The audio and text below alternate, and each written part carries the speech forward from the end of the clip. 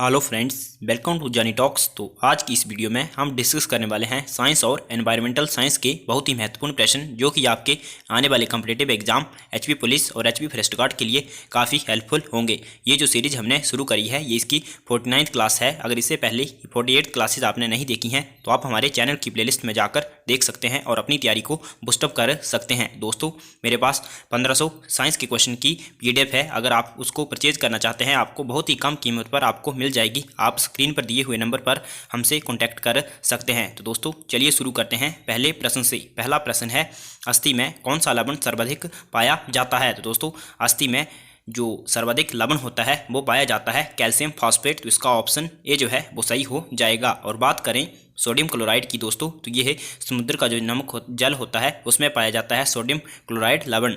अगला जो प्रश्न है, निम्न में से कौन सी एक परमाणविक गैस है? तो दोस्तों इनमें से आपको बताना है कौन सी परमाणविक गैस है। तो दोस्तों हीलियम जो है इसमें एक परमाणविक गैस है। ये एक अक्रिय यानी कि जो निष्क्रिय गैस है उनमें से भी एक है हीलियम जो है। तो इसका ऑप्शन डी जो है वो सही हो जाएगा।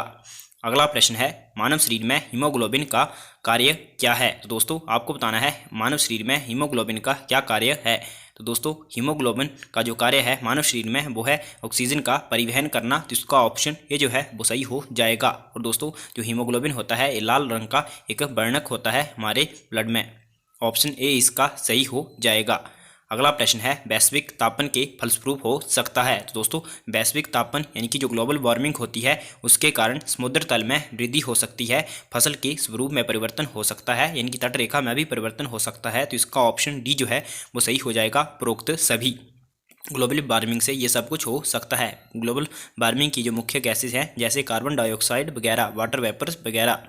और दोस्तों अगर आप एचपी पुलिस की तैयारी कर रहे हो तो जो परीक्षा ऐप है आपके लिए बेस्ट टेस्ट सीरीज़ लेके आया है। दोस्तों बहुत ही कम कीमत पर आपको ये टेस्ट सीरीज़ अवेलेबल हो जाएंगी। अगर आप कूपन कोड जानी50 यूज़ करोगे तो ये 300 रुपये की टेस्ट सीरीज़ आपको मात्र 150 रुपये में मिल जाएंगी। 15 टेस्ट सीरीज़ और 2020 की भी हैं वो भी आपको मिल जाएंगी। तो दोस्तों जल्दी से जाइए। अगर आप परीक्षा ऐप को डाउनलोड करना चाहते हैं तो इसका लिंक मैंने डिस्क्रिप्शन में दिया है। अगले प्रश्न से शुरू करते हैं। पहला प्रश्न जो है अगला नेक्स्ट, निम्नलिखित में से किसमें विटामिन ए होता है? तो दोस्तों जो विटामिन ए होता है वो होता है गाजर में। ऑप्शन सी जो है वो सही हो जाएगा। और दोस्तों विटामिन ए की कमी से रतौंधी नामक रोग भी हो जाता है। अगला प्रश्न है, केंद्रीय औषधि शोध संस्थान कहाँ पर स्थित है? तो दोस्तों केंद्रीय औषधि शोध संस्थान जो है वो है आपके लखनऊ में। ऑप्शन सी जो है वो सही हो जाएगा, लखनऊ में है। ऑप्शन सी सही हो जाएगा। और बात करें दोस्तों एक शुष्क संस्थान है वो है आपके राजस्थान के जोधपुर में। अगला प्रश्न है, मूत्र के स्त्रावण को बढ़ाने वाली औषधि को क्या कहते हैं? तो दोस्तों मूत्र के स्त्रावण को बढ़ाने वाली औषधि को कहते हैं डायूरेटिक। इसका ऑप्शन सी जो है वो सही हो जाएगा। और जो ऑप्शन ए है एड्रेनलिन, ये एक हार्मोन है। आपको कमेंट करके बताना है इस हार्मोन को किस नाम से जाना जाता है। अगला प्रश्न है, किसी वस्तु को गर्म करने पर उसके अणुओं में क्या इफेक्ट पड़ेगा? तो दोस्तों उसकी जो है वो चाल बढ़ जाएगी। इसका ऑप्शन ए जो है वो सही हो जाएगा, चाल बढ़ जाएगी। अगला प्रश्न है, ऊष्मा एक प्रकार की ऊर्जा है जिसे कार्य में बदला जा सकता है। इसका प्रत्यक्ष प्रमाण सबसे पहले किसने दिया था? तो आपको बताना है किस वैज्ञानिक ने इसका सबसे पहले प्रमाण दिया था। तो दोस्तों ये प्रमाण दिया था रामफोर्ड ने। ऑप्शन बी जो है वो सही हो जाएगा, रामफोर्ड। और दोस्तों जो सेल्सियस और फ़ारेनहाइट है, आपको टेम्परेचर की बात बताएं, -40 डिग्री सेल्सियस पर फ़ारेनहाइट और सेल्सियस जो टेम्परेचर है वो बराबर होते हैं। अगला प्रश्न है, कैंसर के उपचार के लिए प्रयुक्त रेडियो आइसोटोप है? तो दोस्तों कैंसर का जो उपचार किया जाता है वो कोबाल्ट 60 से किया जाता है। ऑप्शन सी जो है वो सही हो जाएगा, कोबाल्ट 60। अगला प्रश्न है, आम के पौधे का वानस्पतिक नाम क्या है? तो दोस्तों आम के पौधे का जो वानस्पतिक नाम है वो है मैंजीफेरा इंडिका। तो इसका ऑप्शन सी जो है वो सही हो जाएगा, मैंजीफेरा इंडिका।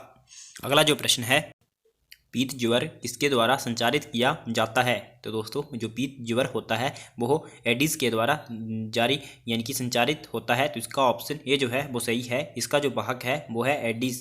अगला जो प्रश्न है दोस्तों वो है, अगर आपने अभी तक वीडियो को लाइक नहीं किया है तो जल्दी से वीडियो को लाइक कर दीजिए और चैनल को सब्सक्राइब करना ना भूलें।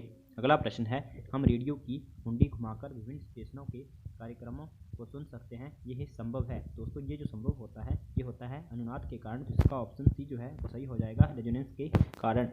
अगला प्रश्न है, निम्न में से कौन सी तरंगें शून्य में संचरण नहीं कर सकती हैं? तो दोस्तों यानी कि जो यहाँ पूछ रहा है शून्य में यानी कि वैक्यूम में संचरण नहीं कर सकती हैं। तो दोस्तों जो आपकी जो ध्वनि तरंग है इनके लिए मीडियम की आवश्यकता होती है, तो इसका ऑप्शन सी जो है वो सही हो जाएगा। अगला प्रश्न है, ताड़पीन का तेल किससे प्राप्त किया जाता है? तो दोस्तों ताड़पीन का जो तेल है वो प्राप्त किया जाता है आपके ताड़ के वृक्ष यानी कि चीड़ का जो वृक्ष होता है उसके वृक्ष से, तो इसका ऑप्शन सी जो है वो सही हो जाएगा। अगला प्रश्न है, निम्नलिखित में से किससे लिटमस मिलता है? तो दोस्तों लिटमस जो है वो लाइकेन से प्राप्त किया जाता है, ऑप्शन डी जो है वो सही हो जाएगा। और दोस्तों बात करें जो कवक हैं इनकी स्टडी को माइकोलॉजी कहा जाता है और शैवालों के अध्ययन को फाइकोलॉजी कहा जाता है। अगला प्रश्न है, सामान्यता अंकुरण के लिए किसकी आवश्यकता नहीं होती है? तो दोस्तों सामान्यता अंकुरण के लिए प्रकाश की आवश्यकता नहीं होती है, ऑप्शन ए सही हो जाएगा। बाकी जल, हवा और ताप की आवश्यकता होती है। अगला प्रश्न है, रंगने में काम आने वाला तीखा पदार्थ कौन सा है? तो दोस्तों रंगने में काम आने वाला जो तीखा पदार्थ है वो है जिंक फॉस्फेट, तो इसका ऑप्शन डी जो है वो सही हो जाएगा, जिंक फॉस्फेट। और बात करें दोस्तों एक होता है जिंक फॉस्फाइड, उसका जो प्रयोग है दोस्तों वो चूहे की दवाइयाँ यानी कि जो बनती हैं चूहे को दवाई जो मारने के लिए प्रयोग की जाती है उसमें प्रयोग किया जाता है। अगला प्रश्न है, मुख्य क्वांटम संख्या क्या निर्धारित करती है? तो दोस्तों जो मुख्य क्वांटम संख्या है वो निर्धारित करती है आपकी कक्षाओं में विभिन्न अभिन्यास, तो इसका ऑप्शन सी जो है वो सही हो जाएगा कि कौन सी कक्षा में कितने इलेक्ट्रॉन है। जैसे पहली कक्षा में 2 होते हैं, उसके बाद 8, उसके बाद 18, ऐसे ऐसे करके। अगला जो प्रश्न है, नाभिक की खोज के लिए रदरफोर्ड ने जब धातु के पतले पत्र पर अल्फा कणों की बौछार की थी तो क्या हुआ था? तो दोस्तों उसमें हुआ था जो अधिकांश अल्फा कण थे वो धातु की पन्नी को बिना विक्षेपण के चले गए थे यानी कि आर पार चले गए थे, तो इसका ऑप्शन ए जो है वो सही हो जाएगा।